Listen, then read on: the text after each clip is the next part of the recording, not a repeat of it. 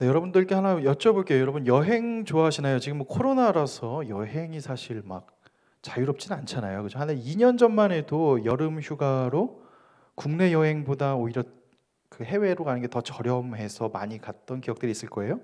여러분들이 좋아하는 최애 장소는 어딘가요? 또 여행할 때 무엇을 먼저 고려하십니까? 숙소, 장소, 뷰 등등 무엇을 먼저 고려하십니까? 혹시 여러분 진짜 멋진 장소인데 같이 갔던 사람 때문에 여행을 망친 경험이 있으신지요? 아니면 반대로 진짜 여기 맨날 가는 그곳인데 하고 갔는데 너무 같이 간 사람 때문에 즐거웠던 경험이 있었는지요?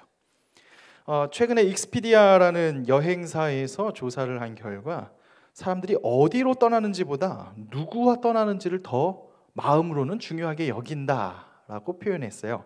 80.7%가 좋은 동반자 덕분에 여행이 즐거웠다고 말하고 39.8%는 같이 간 사람 때문에 여행이 의학이었다라는 이야기를 했어요.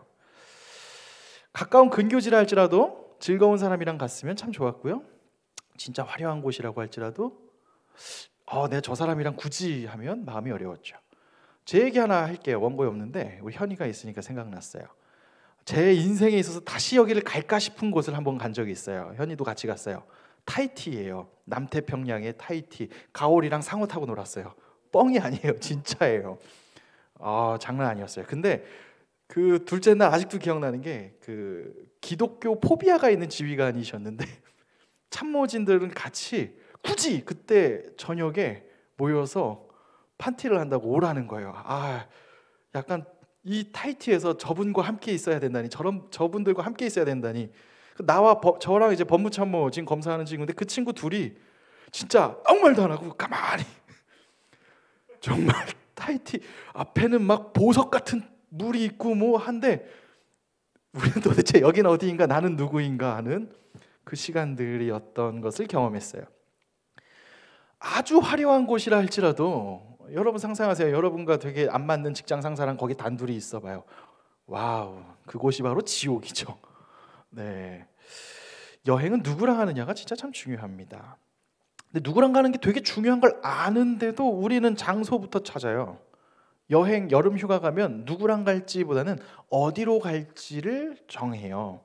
그리고 인스타에서 어디서 인생샷을 남겨야 할지를 고민한단 말이죠. 물론 여행사나 항공사에서 누구를 팔 수는 없어요. 그러니까 자꾸 장소를 보여주죠. 예전에 대한항공에서도 뭐 유럽이나 뭐 이런 멋있는 장소만 보여줘요. 왜냐하면 그건 팔 수 있을 것 같으니까요. 그래서 우리는 어디로 가야지 멋진 시간을 보낼 수 있을 것이라 생각하게 되는 거죠. 그러다 보니까 어떻게, 어디라는 곳에 되게 우리는 집중을 한다는 겁니다. 근데 오늘 성경에서도 이 어디를 묻는 장면이 하나 나와요. 여행은 아니지만 어디에서 했느냐라는 질문인 거죠.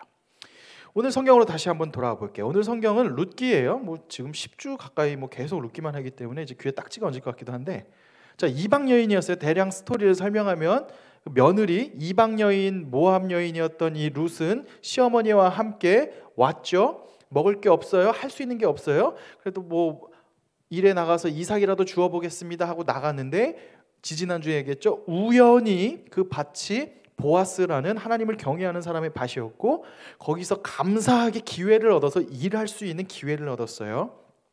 그 보아스가 왜 자기를 섬겨줬냐 했더니 너가 시어머니한테 한 일을 우리가 들었다. 그리고 너가 하나님의 날개 아래 피하는 것을 우리가 들었다. 그래서 하나님의 그늘과 날개가 너한테 있어라 라고 조언을 해줬죠. 그래서 이삭 줍기를 할 수 있는 것을 배려받았어요.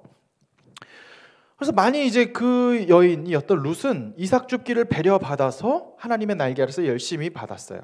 룻이 17절을 보면 최선을 다해서 일했다는 증거가 나와요. 17절을 보면요, 룻이 밭에서 저녁까지 줍고 그 주운 것을 떠니 보리가 한 에바쯤 되는지라라고 성경은 말해요. 이 룻은요 저녁 늦게까지, 늦은 시간까지 일을 했다는 거예요. 지금 룻의 성격을 조금 볼 수 있는데 룻이 선행을 받았어요. 행운처럼 왔어요. 기회가 왔어요. 근데 그냥 뭐 기회 왔으니까 적당히 꿀빨가 가야지 라고 하지 않았다는 거예요. 룻은 저녁까지 일을 했어요. 그래서 얻게 된 그 수확이 얼만큼이냐? 한 에바는 20kg예요. 여러분 쌀 마트 가서 20kg짜리 들어보셨어요? 와, 그거 끌고 오는데 장난 아니에요. 그 택배 아저씨들이 제일 싫어하는 게 쌀 배달이잖아요. 그 진짜 가혹한 무게예요. 20kg짜리 뭐 쇠질하는 친구들이야 뭐 20kg 금방 들겠지만 그 상당히 쉽지 않습니다.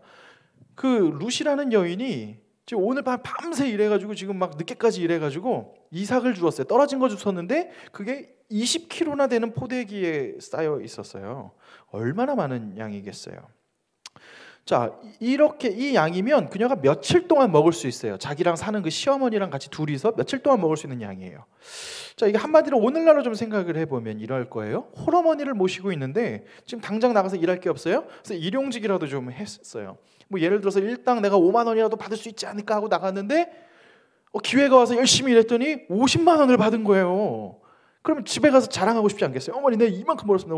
오늘은 피자 한번 잡수십시다 하고 하지 않겠어요? 저도 군대를 전역하고 뭐 여러 가지 일이 틀어져가지고 배달을 해야 됐었어요. 쿠팡이츠 배달 파트너였어요. 네, 쿠팡이츠 배달 파트너였는데 이게 할 때 엄청 현타 왔어요. 내가 와, 이거 하려고 박사학위를 한 거야. 내가 진짜 막 별 생각이 들었어. 이럴 거면 고등학교 끝나고 그냥 뭐 막 현타가 안 오면 거짓말이에요. 그래서 일단 시작할 때도 할까 말까 했는데 이게 재밌는 게 막상 나가서 돈이 막 올라가서 찍히잖아요. 더 하고 싶어서 와이프 집에 딱 오면 욕심이 나가지고 밤 12시 반까지만 하다가 집에 돌아오면 와이프한테 자는 거 깨워서 막 보여줘요. 내가 이만큼 벌었다고, 30만 원 벌었다고 막 자랑해줘요. 그게 뭐 대단한 거겠어요?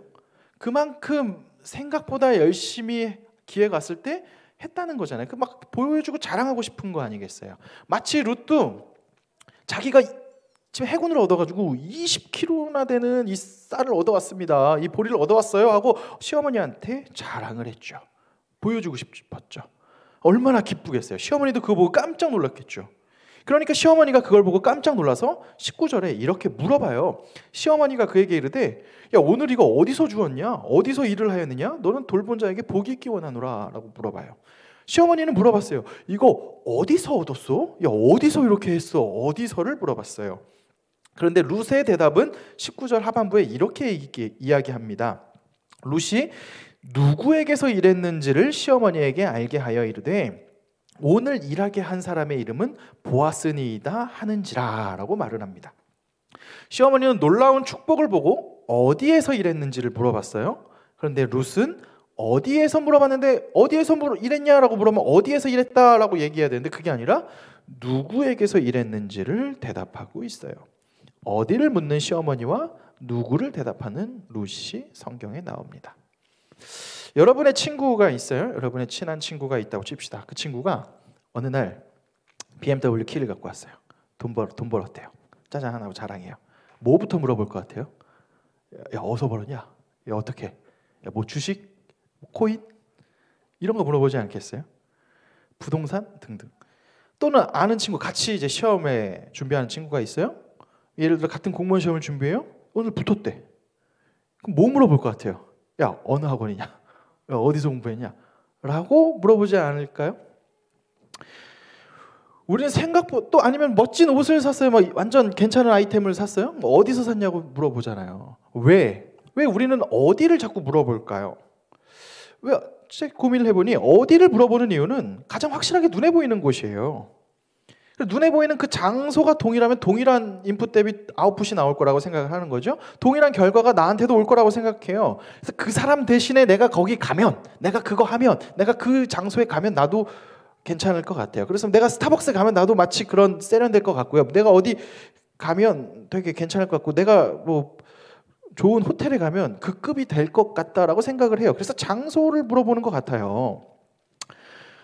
어디라는 질문이 그래서 우리한테 참 중요해요. 어디에서? 그래서 룻의 시어머니였던 나오미도 어디에서 그 곡식을 얻었냐? 야, 어디에서 이렇게 돈을 많이 벌었냐? 라고 물어본 거죠. 그랬더니 룻은 어디에서 받았습니다. 그럼 그렇게 물어보면 주식으로 벌었어요 라고 말하든지 뭐 말을 해야 될 거 아니에요. 근데 어디에서 벌었습니다 라고 말하지 않고 왜 룻은 누구에게서, 보아스에게서, 그를 통해서 왜 이렇게 이야기했을까요? 룻이 어디를 물어봤을 때 누구라고 이야기한 이유는요, 자기가 이 많은 복을 받은 지금 현재 이렇게 많은 수확을 얻은 게 장소였던 그 밭이 좋아서 내가 이렇게 많이 거둔 게 아니고, 또 나의 엄청난 성실함과 탁월함으로 이렇게 많이 수확을 얻은 게 중요한 게 아니라 밭의 주인이었던 보아스를 만났기 때문에 가능했다라는 사실이 그녀에게 중요한 고백이었던 거예요. 사실 생각해봐요. 보아스 아무리 밭이 좋고 뭐 아무리 자기가 열정이 있고 능력이 좋아도 보아스가 기회를 안 줬어요? 끝났겠죠. 즉 보아스가 근데 그렇게 일을 하게 된 이면에는 하나님의 이끄심, 하나님의 인내하심, 하나님의 자비하심이 그 뒤에 있어서 보호했다는 거예요. 즉 어디를 묻는 자에게, 시어머니는 어디에서 그렇게 큰 돈을 벌어내냐라고 묻는 자에게 누가 함께 하셨는가? 하나님이 함께 하셨다. 그래서 이것이 가능했다라는 것을 룻은 고백하고 있는 거죠. 그러고 보면 성경은 한결같이 어디로 가야 합니까? 라고 물어볼 때 누구와 함께 가느냐를 이야기합니다. 하나님이 아브라함을 불렀어요. 창세기 12장 1절에 너는 너의 고향과 친척과 아버지의 집을 떠나 내가 내게 보여줄 땅으로 가라 라고 명령을 했어요. 말했어요. 어디로 보여줄 땅인데 안 보여줘요. 어딘지 안 알려줘요. 우리가 궁금한 건 어딘데? 그게 어디입니까? 서쪽입니까? 어디입니까? 몇 시간 걸었다 어디로 좌회전해야 됩니까? 안 알려줘요. 우리가 궁금한 거는 장소이고 어디냐일 텐데 성경은 12장 2절에 이어서 이렇게 얘기해요. 내가 너로 큰 민족을 이루고 내게 복을 주어라고 말해요. 하나님이 아브라함에게 한 이야기는 보여줄 땅인데 어딘지는 네가 중요하지 여기지 말고 내가 너와 함께 한다라는 이야기를 하고 있다는 거예요. 아브라함은 하나님이 자신과 함께 하겠다는 약속을 믿고 그냥 떠났어요. 보여줄 땅으로. 보여준 곳이 아니라 보여준다고 말한, 아직 못 봤어요. 어딘지도 모르는 그 땅으로 갔다는 것이죠. 또 모세라는 사람은 어때요? 모세가 하나님이 내 백성을 구원하라 라고 말했어요. 그러니까 모세가 안 돼요. 저는 입술이 아두네요. 저는 말을 잘 못해요. 했더니 하나님이 4장 15절에 이런 말을 해요. 내가 내 입과 그의 입에 함께 있어서 너희들이 행할 일을 가르치시리라. 잘 못해요. 거기 어떻게 가요? 어떻게라고 묻는 모세한테 내가 너와 함께 한다라고 이야기했어요. 모세에게도 하나님은 함께 한다는 이야기를 했어요. 또 여호수아도 마찬가지예요. 여호수아는 그 가나안 땅 약속의 땅 어디로 어떻게 가야 되는지, 저 난공불락의 여리고성은 어떻게 해야 되는지, 그 어디를 어떻게라는 고민만 늘 하고 있었던 여호수아가 하나님께 기도했을 때 하나님은 1장 9절에 이런 말씀을 합니다. 1장 9절의 말씀은 제가 참 좋아하는 말씀인데 같이 한번 읽어볼게요. 한번 읽겠습니다. 시작. 내가 내게 명령한 것이 아니냐? 강하고 담대하라. 두려워하지 말며 놀라지 말라. 내가 어디로 가든지 내 하나님 여호와가 너와 함께 하느니라 하시니라. 아멘. 여호수아도 어디를 가야 되는지 어떻게 가야 될지를 물어볼 때 하나님은 말씀해요. 야, 내가 너와 함께 한다니까? 또 예수님도 이런 표현이 나와요. 예수님이 이제 죽기 직전에, 잡히시기 직전에 아버지의 집에 간다고 하니까 도마가 물어봐요. 요한복음 14장에 도마가 이르되 주께서 어디로 가시는지 우리가 알지 못하거늘 그 길을 어찌 알겠습니까? 주님, 그 길을 어떻게 가야 돼요? 어딘데요 거기가?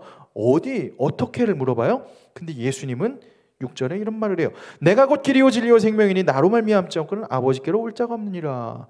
어디를 어떻게 가니라 누구와 함께 가느냐를 예수님도 이야기한다는 거죠.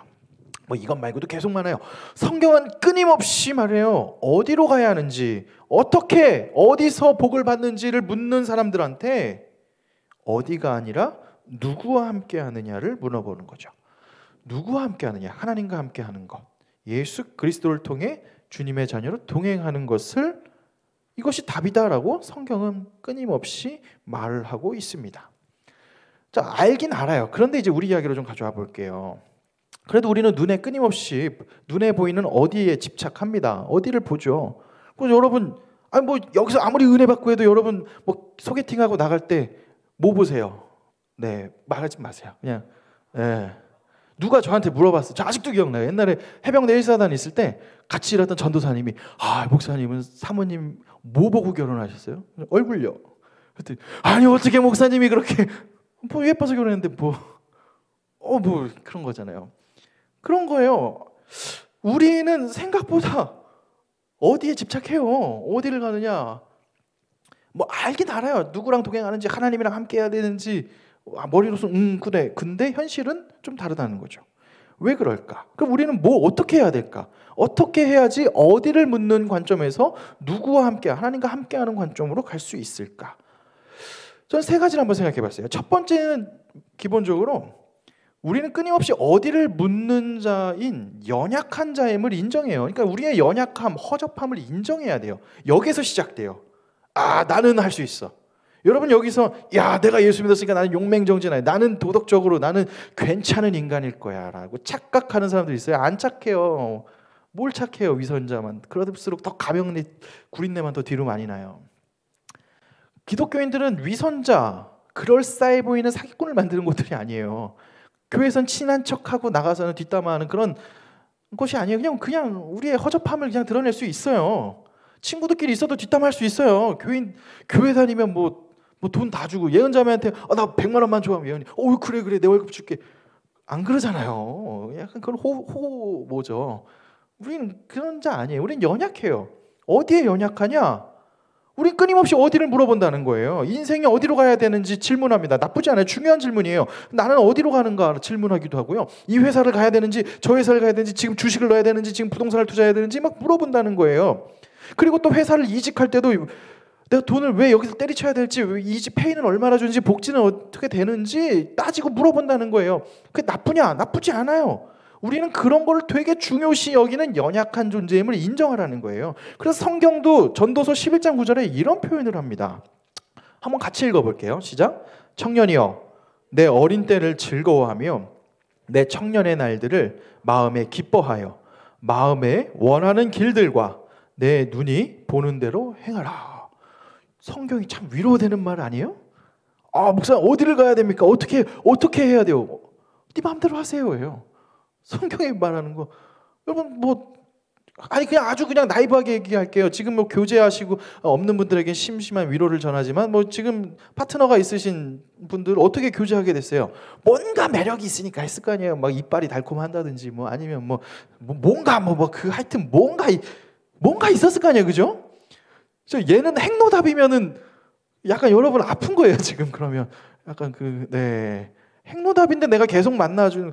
이건 연애는 동정이 아니니까요. 근데 뭔가 있을 거 아니에요. 얼굴을 봐. 나는 돈을 봐. 그게 나빠? 다 봐. 본단 말이죠. 성경도 그렇게 얘기해요.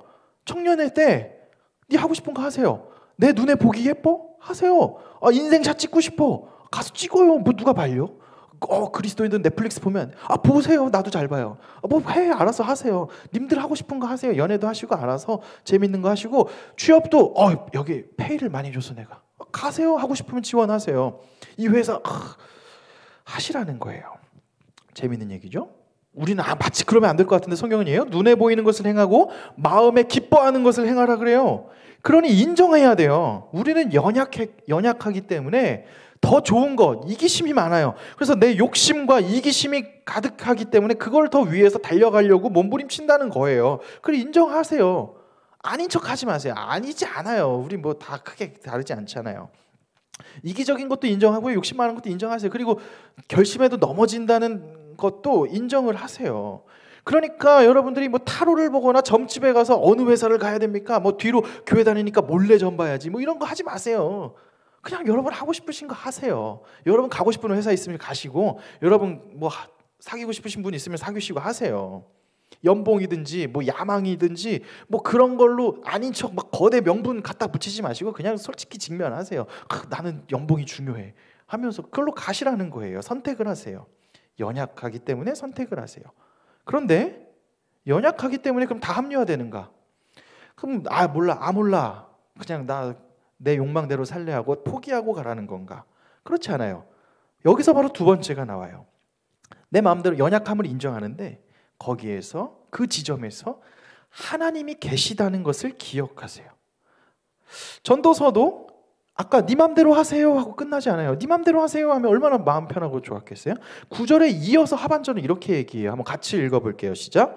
그러나 하나님이 이 모든 일로 말미암아 너를 심판하실 줄 알라. 와, 이거 무서운 얘기예요. 네 마음대로 해. 그래. 근데 그거 가지고 하나님이 심판한다. 요즘에 최근에 연예인들이나 뭐 이슈되는 뭐 학교 폭력, 또 과거의 성추문 사건들, 연예인들이 들춰졌을 때 그로 인해서 지금 있는 사회적 위치가 다 흔들리는 것을 종종 보게 되죠. 그런데 드러나지 않은 게 한두 개겠어요? 근데 하나님은 우리의 선택을 지금 보고 있다는 거예요. 선택과 행동을 판단한다는 거예요. 그래서 성경은 말을 해요. 야, 이거 엄청 부담스럽네. 만약에 내가 막 욕심으로 막 선택하려고 하는데 그때 한 가지를 기억하래요. 네 마음에 드는 거 해. 근데 기억해. 하나님이 너 지금 보고 있어. 그러니까 야, 지금 내가 제2의 이완용이 돼가지고 내가 중국의 나라를 팔아먹어야지, 뭐 일본의 나라를 더 정보 기술을 팔아먹어야지 생각을 할 때 한번 물어보라는 거예요. 야, 하나님이 너 보고 있어. 뭐 그때 합리화가 되면 뭐 알아서 하시고. 근데 그것을 생각하라는 거예요. 하나님이 우리 욕망의 노예가 된 우리를 보고 되게 안타까워하신다는 거죠. 그래서 12장 1절에 전도서는 이런 표현을 합니다. 한번 같이 읽어볼게요. 시작. 너는 청년의 때에 너의 창조주를 기억하라. 이 전도서의 마지막 장이에요. 전도서의 마지막 장이에요. 솔로몬의 지혜의 마지막 핵심이 이거예요. 청년들한테 얘기하는 거예요. 네 마음대로 하세요. 네 마음대로 다 해. 그래. 놀고 싶어? 가. 나이트 갈 거야? 가세요. 네 마음대로 하세요. 근데 네 행동을 보고 하나님이 보고 있어. 그러니 너는 하나님을 기억해 라고 말을 해요. 하나님을 기억하는 자는요, 자신의 연약함을 핑계대지 않아요. 나는 안 돼. 나는 집이 불우하니까, 나는 기회가 없었으니까, 이 세상 탓이지 내 탓이 아니야 하면서 하지 않아요. 오히려 하나님이 지금 주신 상황에 대해서 성실하게 살아가요. 직면해요. 나에게 주신 걸 왜 주셨을까 하고 직면하게 되겠죠. 하나님이 나를 보고 계신다는 것을 기억하는 것은 지금도 하나님이 나와 함께해요. 지금이 이 교회에서 기도할 때만 함께하는 게 아니에요. 여러분이 혼자 있을 때 그때 하는 거기에도 하나님이 함께하세요. 그거 되게 중요한 메시지예요. 그런데 이렇게 되면 되게 무서워요. 하나님이 항상 보고 있다면 마치 CCTV를 머리 뒤에 달고 사는 느낌이잖아요. 누가 거기서 의로워질 수 있겠어요? 하나님이 나를 계속 감시한다면, 보고 있다면 그 하나님의 심판 앞에 자유할 사람이 누가 있겠어요? 그래서 가늠하다 붙잡힌 여인에게 짱돌을 던져서 하려고 할 때 예수님이 죄 없는 자 돌 던져라 하니까 하나 둘씩 내려놓고 도망쳤잖아요. 안 걸려서 그렇지 까먹보면 다 나오는 걸 볼 수 있어요. 성경은 말을 해요. 우리 모두 죄인이라고. 그 심판대 앞에서 자유할 수 있는 사람이 없다고. 그래서 세 번째가 중요합니다.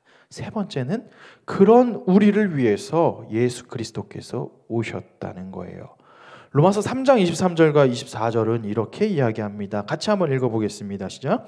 모든 사람이 죄를 범하였음에 하나님의 영광에 이르지 못하더니 그리스도 예수 안에 있는 속량으로 말미암아 하나님의 은혜로 값없이 의롭다 하심을 얻은 자 되었느니라. 아멘. 여러분 이 사실을 믿어요? 여러분이 죄인 되었을 때 하나님이 값없이 너 괜찮아라고 해줬다는 걸 믿냐고요. 우리 이 세상의 풍조에 속지 맙시다. 넷플릭스에서 나온 뭐 지옥이라는 드라마에서도 그런 기본적인 한국인들이 갖고 있는 기본 프레임, 종교에 대한 뭐 사상에 대한 뭐 기본 프레임이 내가 한 일에 대해서 내가 의롭고지면 인정받는다라는 프레임이 있는데 그 성경에서 말하지 않아요. 성경은 너가 열심히 용 써봐라 너는 안 돼요. 우리가 아무리 지금 닥심하고 내가 선하게 살지 선하지 않아요. 우리는 얼마나 위선해요. 위선자예요. 우크라이나 사건이 딱 터지고 난 되게 미안했어요. 되게 아플 텐데 처음에 무슨 생각 난 줄 알아요? 우리나라 아니라서 다행이다. 이게 되게 얼마나 위선적인 생각이에요. 막 그런 생각들이 생각보다 우리는 별로인 사람들이에요. 그런데 그러니까 막 자책감이 들고 죄책감에 빠져가지고 조금 막 괜찮아지면 우월감 막 이 정도는 되지. 또 아니면 못하면 나는 안 돼. 나는 죽어야 돼. 그게 아니에요. 그런 우리 연약한 우리예요. 욕망에 따라 왔다 갔다 해요. 눈에 보이고 싶은 거 마음에 즐거운 거 막 따라가요. 그러다 하나님 심판 앞에서 막 좌절해요. 왔다 갔다 해요. 막 방황해요. 그런 방황하는 우리 연약한 우리를 위해서 하나님께서 십자가에 달려 죽으셨다는 거예요. 그래서 우리가 의인된 것은 너가 무엇을 잘해서 의인이 된 게 아니라 하나님이 너를 위해 죽으셨기 때문에 넌 의롭다 칭함받은 거예요. 그러니까 우리는 그렇기 때문에 거기에 반응하는 거예요. 그러니까 여러분들 상상하세요. 여러분 직장에 빌런인데 왜 그 그리스도인들이 있잖아요. 교회에 다니는데 알고 보니까 장로님이었어. 이씨, 막 현타와. 그렇죠. 빌런들. 저 사람이 너무 쪽팔려. 막 저 사람이 같이 막 기도해야 하자 그러면 막 너무 숨고 싶어. 지금은 오 마이 갓 막 이러고 막 도망치고 싶어요. 너무 그러지 마세요. 괜찮아서 하나님이 자녀 삼아 준 게 아니라 하나님이 자녀 삼아 주시고 예수 그리스도로 말미암아 자녀 삼아 주셨기 때문에 의롭다 칭함받은 거예요. 그게 우리에게도 적용된다는 거예요. 우리가 여러분 넘어질 수 있어요. 젊은 때, 청년의 때에 하고 싶은 거 하시고 준비할 거 준비하시고 욕망과 비전과 자신들의 야망을 가지고 나갈 수 있어요. 죄책감 갖지 말고 일단 가세요. 하나님이 심판하는 걸 알고 하나님이 내 선택들에 대해서 보신다는 걸 기억하고 가세요. 근데 그렇게 하면 필연적으로 두려움과 심판에 대한 막 이런 게 와요. 그럴 때 기억하세요. 하나님이 예수 그리스도로 말미암아 나를 자녀 삼아 주셨구나. 그래서 내가 의롭게 되었구나. 그런 자는 선택할 때 하나님에 대한 두려움보다 하나님이 지금 나를 보고 계신다는 것에 대한 안도감이 들어요. 심판에 대한 두려움이 아니라 이 하나님이 의롭다 칭해 준 것의 가장 놀라운 사건은 넌 이제 앞으로 심판받고 계산받을 거야가 아니라 그 하나님이 지금 나를 보고 계시니 얼마나 큰 위로가 되느냐가 되는 거예요. 그러니 지금 청년의 시대를 살아가는 우리가 앞으로 어디를 보는지는 누굴 볼 거예요. 우리는 연약하기 때문에 어디에서 돈 벌지, 어디를 가야 될지, 어디로 가서 해야 할지, 어디에 대한 관심은 늘 많을 겁니다. 그런데 성경은 우리에게 늘 말해요. 어디가 아니라 누구랑 함께 하느냐. 누구와 함께 하느냐. 예수 그리스도와 함께 한다고 성경은 이야기합니다. 하나님, 만군의 여호와 하나님과 함께 한다고 우리에게 이야기하고 있어요. 그 하나님과 함께 할 때만이 하나님의 헤세드, 하나님의 날개, 하나님의 보호하심이 우리에게 올 것을 성경은 말합니다. 그러나 여기를 가는 길에 넘어지고 좌절한다 할지라도 낙심하지 말 것은 주께서 먼저 우리를 위해 죽으셨고 다시 살아나셨고 아무 보잘것없는 날 위해 야, 너 내 아들이야. 야, 너 내 딸이야 라고 말했어요. 지금 회사 나와가지고 백수이실 분도 계시잖아요. 겉으로는 괜찮지만 속으로는 현타 올 수도 있어요. 제가 배달할 때 겉으로는 돈 많이 벌어요. 좋아요. 근데 미칠 듯한 현타 왔어요. 와, 진짜 야, 이거 인생 막 배달하면서 비 오는 날 막 돈 번다고 태풍 속에서 배달하고 있는데 현타 안 올 것 같아요? 현타 엄청 와요. 야, 내 인생 뭐냐 이거 장난 아니야. 이러려고 현타 와요. 그때 기억하시라는 거예요. 하나님 괜찮아. 하나님이 너 괜찮아해. 왜? 하나님이 먼저 잡아주셨거든요. 누구와 함께 하느냐? 그 시간도 하나님과 함께 할 수 있는 사람은 여러분이 가장 인생의 빛을 바라보는 사회의 정점에 올라갔을 때조차도 하나님과 함께 할 수 있습니다. 그 하나님, 지금 청년의 때, 아직 청년의 때는 여러분들의 인생의 모든 결정이 나지 않았죠. 대부분 아직 여러분 손에 있지 아니하고 저 멀리에 있을 거예요. 가능성을 보고 나가고 있는 중일 거 아니에요. 지금 이 가능성밖에 없는 이 시대에, 이 시기에 하나님이 여러분과 함께 하심을 기억하세요. 어디로 가서 무슨 사업을 해야 기가 막힌 사업체를 이루고 내가 재벌이 될까를 고민하시기 이전에 그런 꿈이 있으면 하세요. 근데 어디를 가서 어떻게 할까를 고민하겠지만 그 이전에 하나님과 함께하는 것이 먼저구나를 기억하세요. 그런 여러분들을 통해 하나님이 어떻게 일하실지 보시고 저도 기대하고 여러분도 여러분의 인생을 기대하시길 주님의 이름으로 축원합니다. 우리 같이 찬양하겠습니다. 하나님의 그늘 아래 같이 찬양할게요.